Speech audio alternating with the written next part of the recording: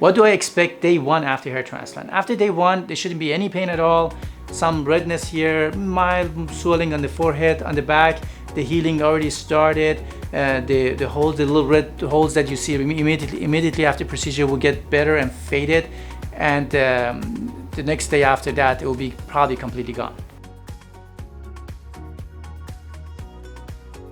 What's expected for day 2 and 4 after procedure? Between day 2s and 4s, you have still some scabbing here because you're washing your hair in a certain way. You cannot wash it more aggressively, so you don't want to lose grafts.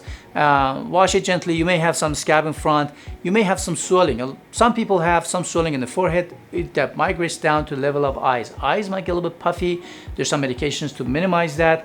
On the donor area, the healing is almost completed at day 4, so you don't see any evidence of those red dots that eventually were visible after procedure.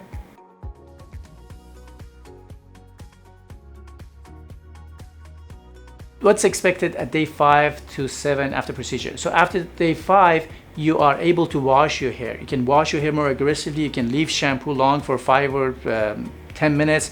You can go with your hands or with your nails. There's no need to be worried about losing grafts. You won't, because they're part of your scalp. So scalps are going to be gone. Little short hair is going to remain there.